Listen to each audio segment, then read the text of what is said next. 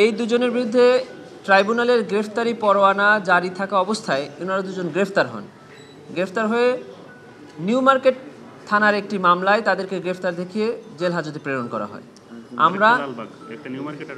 আমরা আজকে ট্রাইব্যুনালে একটি দরখাস্ত দাখিল করেছি, সেটি হলো তাদেরকে এই ট্রাইব্যুনালে উপস্থাপন করার জন্য এবং তাদের বিরুদ্ধে জুলাই আগস্টে যে মানবতা বিরোধী অপরাধ দেশব্যাপী সংঘটিত হয়েছে তাদের বিরুদ্ধে কী কী সুনির্দিষ্ট অভিযোগ তদন্তকালে পাওয়া গিয়েছে তা আমরা ট্রাইব্যুনালে পড়ে শুনিয়েছি। ট্রাইব্যুনাল সন্তুষ্ট হয়েছেন এবং এই আবেদন দুটি মঞ্জুর করেছেন করে আগামী 4 ডিসেম্বর 2024 তারিখ তাদেরকে ট্রাইব্যুনালে উপস্থাপন করার জন্য দিন ধার্য করেছে।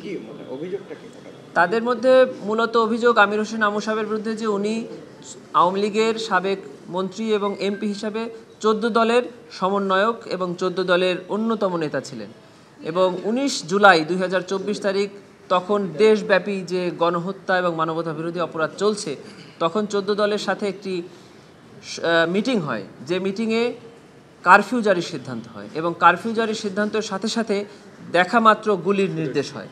সেই সমাবেশে উনি একজন অন্যতম নীতি নির্ধারক হিসেবে উপস্থিত ছিলেন এবং এই সিদ্ধান্ত উনি নিয়েছিলেন এবং ওনার সাথে আরও অনেকেই নিয়েছিলেন, সেটি আপনারা পত্রপত্রিকা এবং ইলেকট্রনিক মিডিয়াতে আপনারা দেখেছেন। সে সকল অভিযোগ আমরা ট্রাইব্যুনালে পড়ে শুনিয়েছি। দুজন পুলিশ কর্মকর্তা, একজন আলেফ উদ্দিন আর একজন মহিউদ্দিন ফারুকি, তাদের বিরুদ্ধে গুমের অভিযোগ আনা হয়েছে এবং যাকে গুম করা হয়েছে সে গুমে ছিল 4 মাস এবং গুমের পরবর্তী কারাগারে আবদ্ধ ছিল 7 বছর। সেখান থেকে বের হয়ে এসে এই গুম ভিকটিমরা নিজেই আমাদের কাছে অভিযোগ করেছে। তার অভিযোগে দেখা গিয়েছে যে তাকে গুম করে নিয়ে খুব নির্যাতন করা হতো, উল্টিয়ে পা উপরের দিকে মাথা নিচের দিকে দিয়ে নির্যাতন করার একটি সময় তার চোখের বাঁধন খুলে যায়, তখন সে আসামিদেরকে দেখতে পায় এবং সে আদালত থেকে জামিন নিয়ে এসে নিজে এবং তার সাথে আরও বেশ কিছু গুম ভিকটিম যারা এই সকল আসামির দ্বারা গুম হয়েছিলেন তাদের বিরুদ্ধে অভিযোগ করে গিয়েছেন।